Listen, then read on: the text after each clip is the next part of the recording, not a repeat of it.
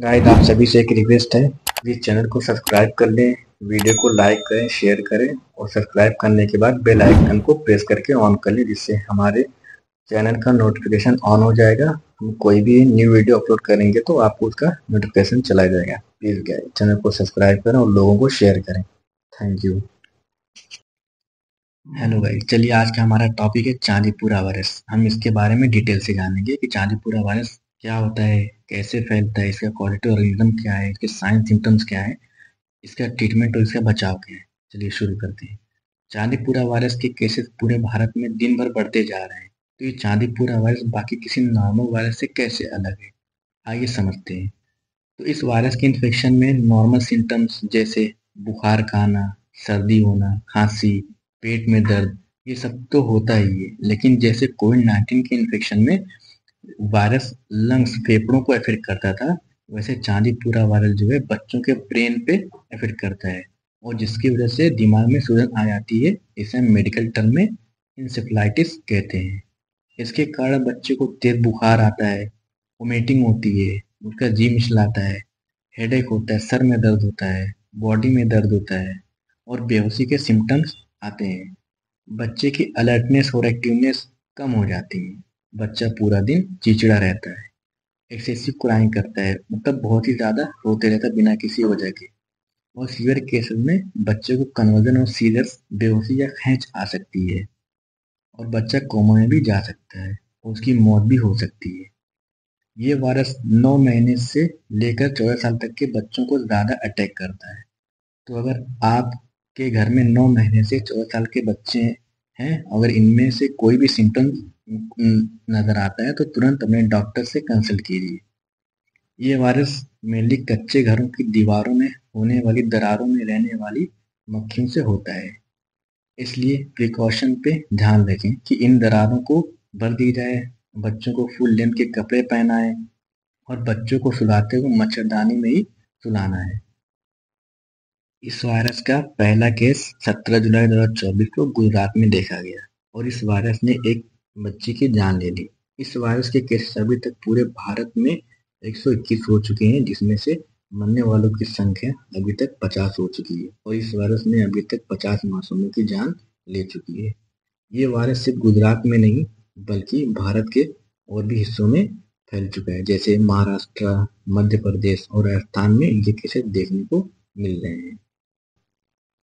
अब हम देखते हैं इसके कॉज के बारे में कि ये वायरस फैलता कैसे है। The disease affects mostly children under 15 years of as.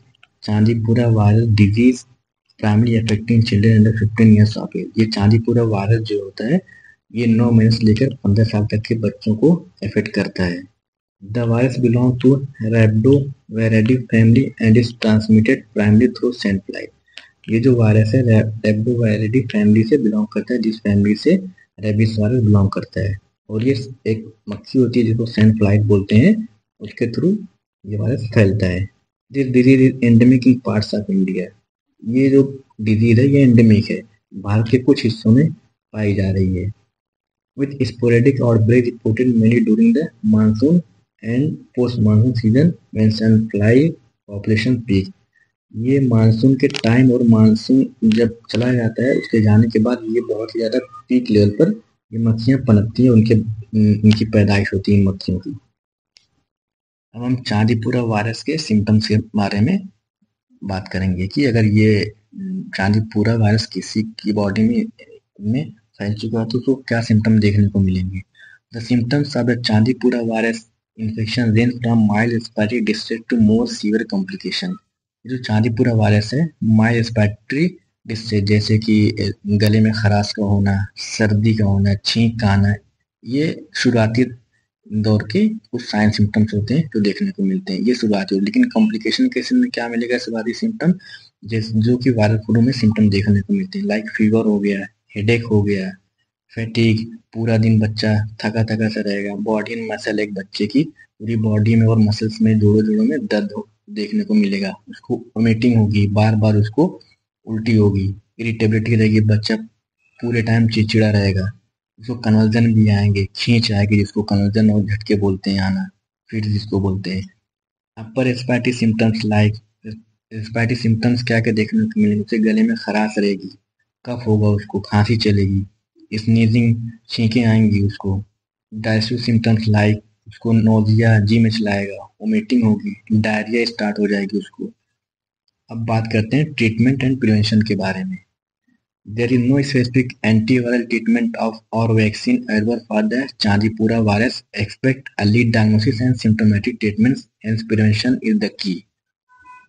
अभी तक इसका कोई भी वैक्सीन नहीं बना हुआ है, कोई वैक्सीन नहीं अवेलेबल है और ना इसे कोई एंटीवायरल ड्रग्स अवेलेबल है। इसका ट्रीटमेंट जो होता है, अगर हम शुरुआती दौर में इसको डायग्नोस कर लेते हैं तो इसका ट्रीटमेंट सिम्टोमेटिक होता है। जैसे कि फीवर आ रहा है तो उसके अकॉर्डिंग ट्रीटमेंट देंगे, हेडेक हो रहा है, लूज मोशन हो रहा है, वोमिटिंग हो रहा है, तो सिम्टोमेटिक ट्रीटमेंट दिया जाता है और इसके अलावा कोई अपने पास चारा नहीं है। Rest at home to allow your immune system strong to fight against virus.